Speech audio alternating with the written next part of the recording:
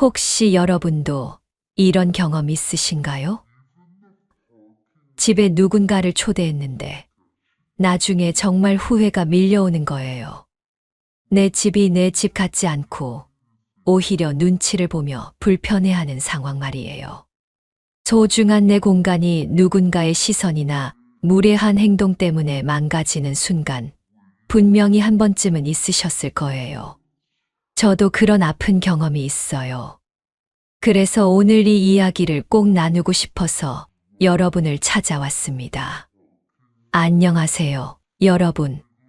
저는 이명희입니다. 올해 78세이고 광주 봉선동에서 39년 동안 사람들의 고민을 들어주고 도와주는 상담 일을 해왔어요. 그동안 수많은 분들의 집과 관련된 고민을 들어왔거든요. 그래서 오늘은 정말 중요한 비밀을 하나 알려드리려고 해요. 젊었을 때 저는 정말 바보같이 살았어요. 집에 사람을 초대할 때 아무 기준이 없었거든요. 그냥 친하다고 생각하면 쉽게 집에 불러들였어요. 그런데 어느 날부터인가 집이 전혀 편하지 않더라고요. 왜냐하면 어떤 사람은 와서 이것저것 평가하고 어떤 사람은 한 번 오고 나서 자꾸 오려고 하고 또 어떤 사람은 우리 집 이야기를 여기저기 퍼뜨리더라고요. 실제로 제가 직접 본 두 가지 완전히 다른 이야기를 들려드릴게요. 첫 번째는 정말 끔찍한 이야기예요. 제 상담실에 오신 김순자 할머니 경우였어요. 이분은 집 초대에 대한 기준이 전혀 없으셨어요. 동네 사람들이 오고 싶다고 하면 그냥 다 받아들이셨거든요. 처음에는 괜찮았어요. 그런데 점점 문제가 생기기 시작했어요.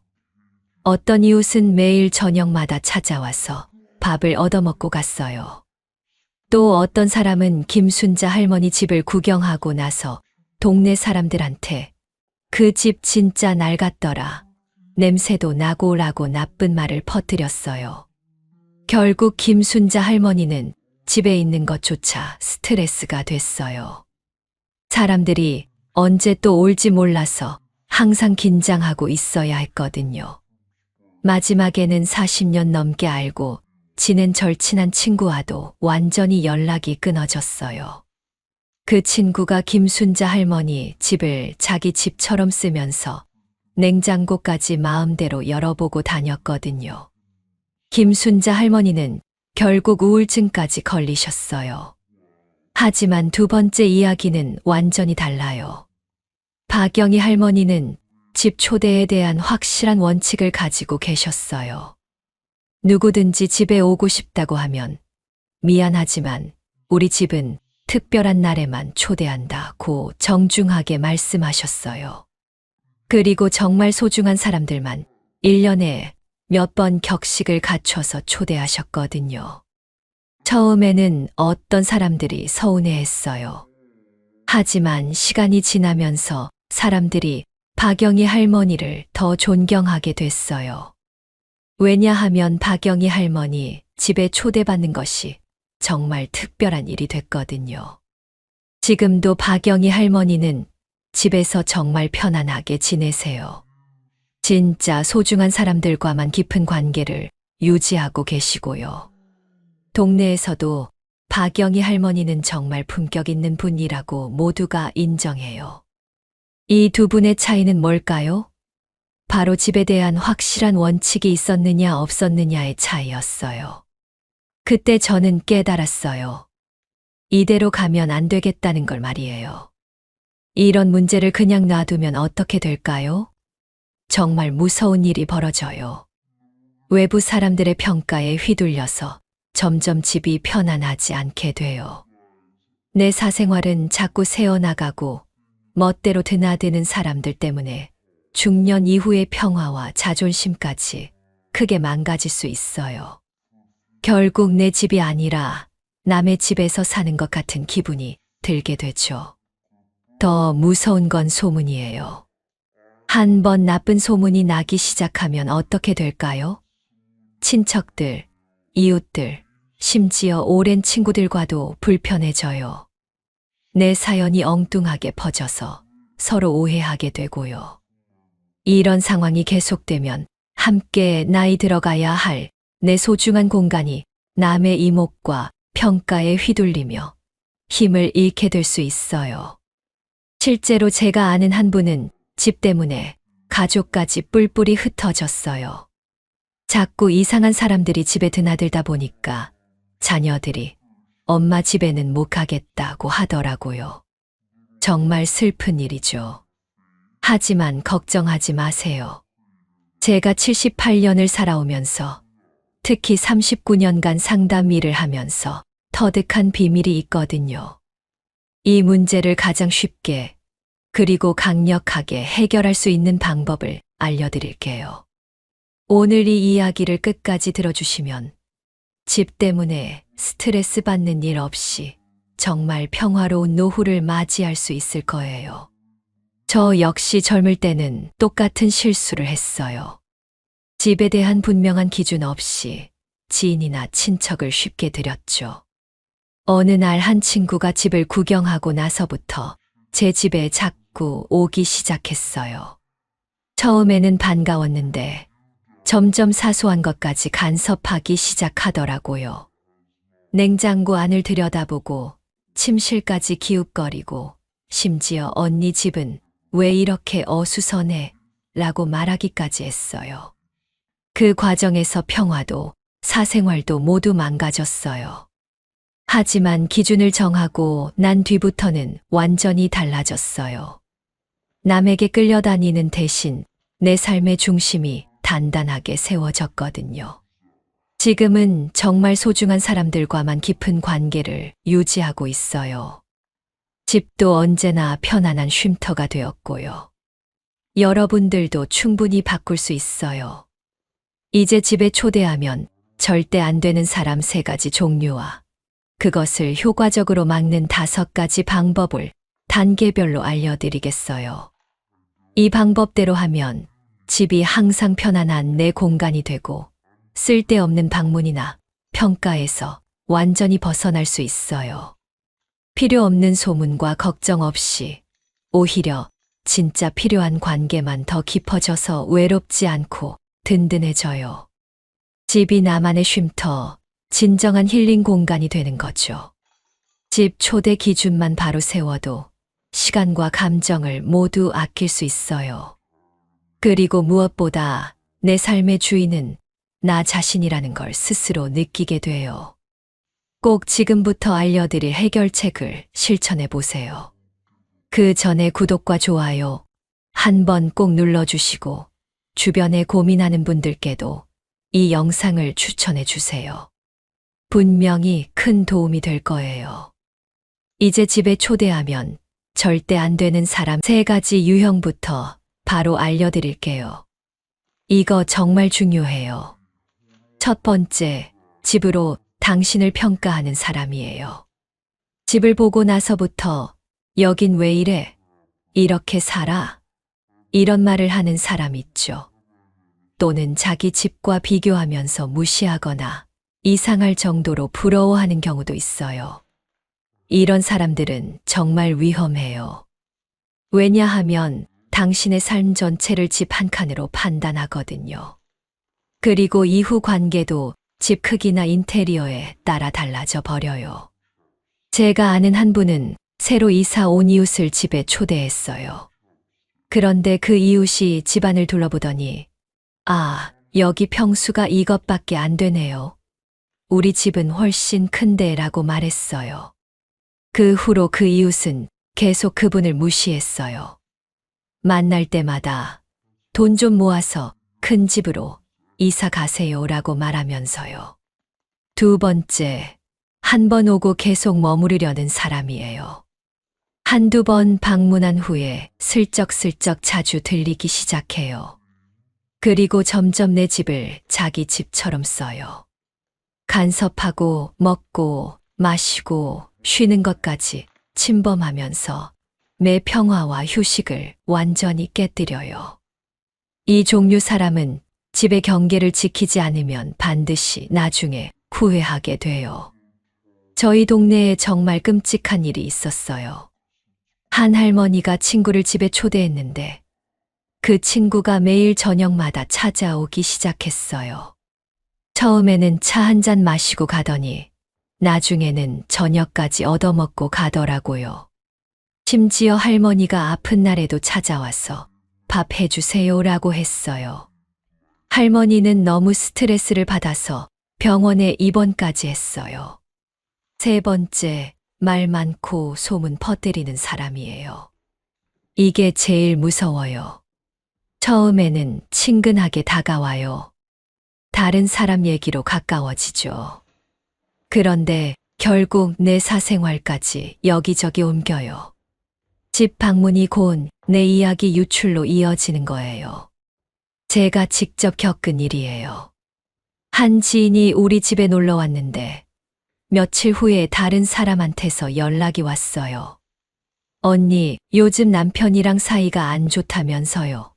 라고 하더라고요. 그런데 저는 그런 얘기를 한 적이 없어요. 그 지인이 제 집에서 본 작은 것들을 가지고 추측해서 소문을 낸 거였어요. 특히 세 번째 종류는 정말 조심해야 해요. 왜냐하면 한 번 소문이 나면 돌이킬 수 없거든요. 이런 사람들 때문에 고생하지 않으려면 어떻게 해야 할까요? 바로 집을 내 성으로 지키는 5가지 방법이 있어요. 첫 번째, 이 집은 나만의 성이라고 마음속으로 각인하세요.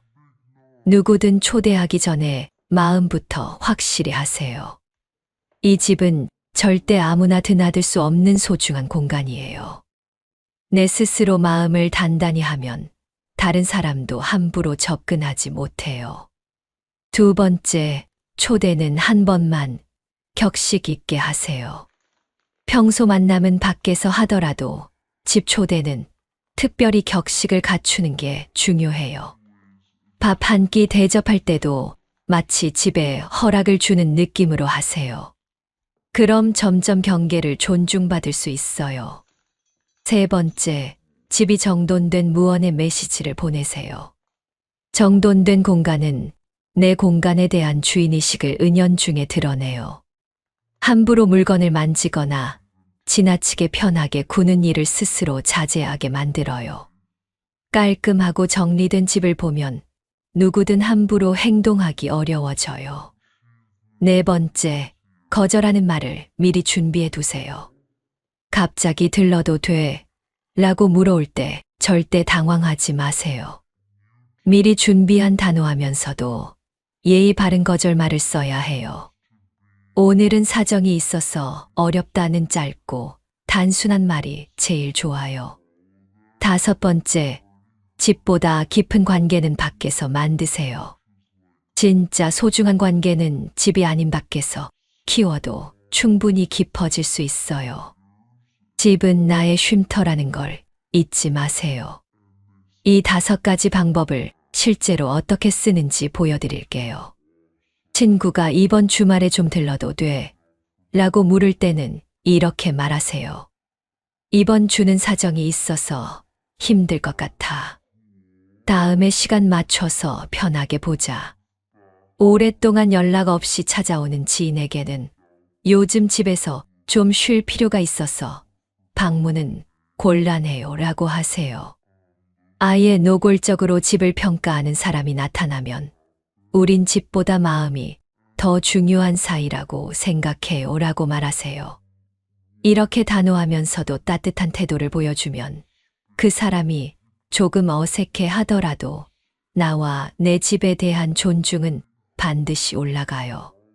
저는 이 방법을 꾸준히 실천해서 10년 넘게 집이 평화로운 쉼터가 됐어요. 친구나 친척들도 더 존중받게 변했고요. 실제로 제 지인인 김동섭 선생님은 서울에 사시는 74세 분인데 집 방문 원칙을 정하신 뒤로 소문이나 뒷말에서 완전히 벗어나셨어요. 주변에서도 이상하게 김 선생님네 집은 자주 못 가겠지만 갈 때마다 정중하게 대우받는 느낌이에요 라고 칭찬을 많이 해요. 작은 용기와 습관만 있으면 여러분도 곧 이런 변화와 평화로운 공간을 얻게 될 거예요. 하지만 누구나 처음에는 어색하고 미안해질 수 있어요. 하지만 집은 결코 아무나 드나드는 공간이 아니에요.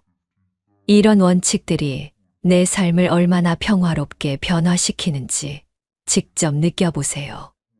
특히 평소에 너무 무난하게, 마음 약하게 집 초대나 방문을 허락하던 분들은 집에 대한 경계선을 분명히 세운 뒤로 오히려 인간관계가 더 진실해지고 내 평화가 커져요. 이 5가지 원칙을 생활 속에서 자동으로 쓸 수 있는 습관 만들기 비법을 알려드릴게요. 실제 대화에 쓸 만한 예문들을 미리 적어서 눈에 보이는 곳에 붙여 놓으세요. 휴대폰이나 냉장고에 붙여두면 좋아요. 집에 관한 중요한 결정이나 약속은 가족이나 동료와 먼저 상의해두면 남도 쉽게 흔들지 못해요. 한 번만 단호하게 거절해도 상대방은 더는 무리하지 않게 돼요. 이렇게 작지만 꾸준한 습관의 변화가 집 평화를 완전히 바꿔줘요. 오승순 할머니는 경북 상주에 사시는 82세 분이에요. 예전에는 동네 사람들이 집에 자주 놀러 와서 정말 피곤하셨대요. 그런데 격식 있는 초대 한 번만 실천하고 이후에는 오늘은 곤란하다. 먼저 약속 잡고 보자는 말을 자연스럽게 하니까 진짜 편한 사람만 소소하게 찾아오고 나머지는 자연스럽게 거리가 생겼다고 해요. 이처럼 내 집 내 삶의 경계만 제대로 세워도 건강한 인간관계와 평화가 쑥쑥 자라요. 또 다른 분 이야기도 들려드릴게요. 부산에 사시는 최영자 할머니는 77세인데 예전에는 친척들이 마음대로 집에 와서 며칠씩 머물러 갔어요. 냉장고 음식도 마음대로 먹고 심지어 친구들까지 데려와서 파티를 열기도 했어요. 최영자 할머니는 너무 스트레스를 받아서 잠도 못 자고 식욕도 없어졌어요. 그런데 집 방문 원칙을 정하고 나서는 완전히 달라졌어요. 우리 집은 미리 약속 없이는 방문하기 어려워요. 라고 말씀하시기 시작했어요. 처음에는 친척들이 서운해했지만 시간이 지나면서 오히려 최영자 할머니를 더 존중하게 됐어요. 지금은 정말 급한 일이 있을 때만 연락을 먼저 하고 방문해요. 자, 오늘 말씀드린 3가지 사람 종류와 5가지 집 초대 원칙만 잘 기억하시면 집은 더 이상 남의 눈치를 보는 공간이 아니에요. 당신만의 성, 당신만의 쉼터가 돼요. 내 집에 명확한 원칙을 세웠을 때 관계도 더 건강해지고 나 자신을 돌보는 여유와 자존감도 분명히 커질 거예요. 두려워하지 마세요. 오늘 저와 함께 배운 이 방법은 누구나 실천할 수 있어요. 실제로 제가 상담해드린 분들 중에 이 방법을 쓰신 분들은 모두 놀라운 변화를 경험하셨어요. 한 분은 집에 있는 시간이 이렇게 편할 줄 몰랐다고 하셨고, 또 다른 분은 인간관계가 오히려 더 깊어졌다고 말씀하셨어요. 왜냐하면 진짜 나를 아끼는 사람들은 내 경계를 존중해 주거든요. 그리고 그런 사람들과의 관계는 더욱 소중해져요. 여러분도 할 수 있어요. 오늘 영상의 핵심을 딱 3가지만 기억하세요. 첫째, 집은 남에게 평가받는 곳이 아니라 내가 지키는 공간이에요. 둘째, 불청객이나 한계를 넘는 지인은 단호하게 경계해야 해요. 셋째, 격식과 예의를 갖춘 초대만이 인간관계를 지키는 지름길이에요. 누구든 잠깐의 어색함만 넘기면 반드시 나만의 평화와 품격을 지킬 수 있어요. 저도 처음에는 어려웠어요. 이렇게 말하면 사람들이 나를 이상하게 볼까 하는 걱정도 많이 했고요. 하지만 용기를 내서 실천해 보니까 오히려 사람들이 저를 더 존중하더라고요. 그리고 무엇보다 집에서 보내는 시간이 정말 편안해졌어요. 언제 누가 올지 몰라서 긴장하지 않아도 되고 내 마음대로 쉴 수 있게 됐어요. 여러분, 오늘의 작은 용기가 내일의 큰 평화를 만들어요. 지금 당장 시작해 보세요. 다음에 누군가 갑자기 집에 오고 싶다고 하면 미안하지만 오늘은 어려워요 라고 말해 보세요.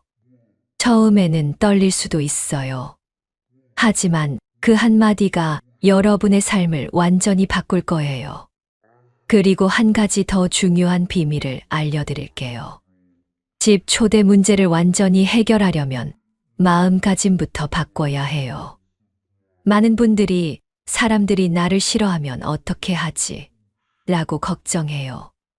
하지만 진짜 좋은 사람은 여러분의 경계를 존중해줘요.